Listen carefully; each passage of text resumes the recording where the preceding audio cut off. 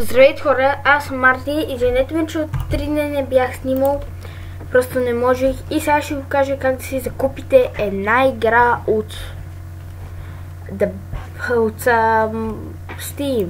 Или изобщо как да си изтеглите. Това е The Binding of Isaac и аз мисля да снимам на тази игра. Мисля си и на Surf на CSGO. И ето толкова струва. Аз имам 5.52. Купете за себе си. Може да я купите като подарък за друг човек, но аз няма да го правя за сега.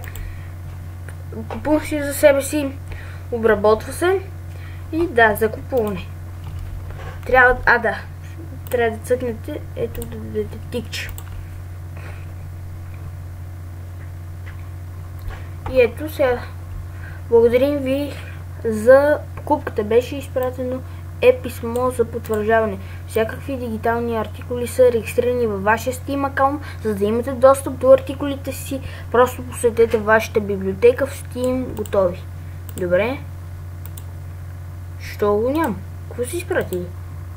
Чайте. За малко ще се преклипа, докато разбера. И така, хора, да продължавам с покупката. Ето го. Графиките и съобщението са блокирали с оглед на вашата безопасност. Не разбирам нищо. Инсталиране на Steam. Аз го имам в Steam. Това е тъпо. Установи в Steam, може да си изстрелим с... Хубаво. Какво да направя? Аз си я закупих играта.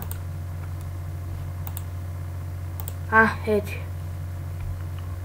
Следващо. Извинете ме, просто не го бях забелязал. 4. Аз няма да ви го спустявам. Повече не искам тази страница ми се показва.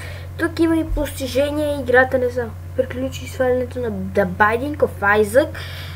И сега по този начин се сваля просто The Binding of Isaac. Доста лека игра и доста ефтина игра. Струва към 10 лева. Ако искате и вие може да играете.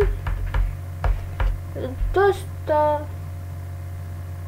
Да, някъде към 10 лева и нещо. Почти 11 лева струва. Ефтина е играта.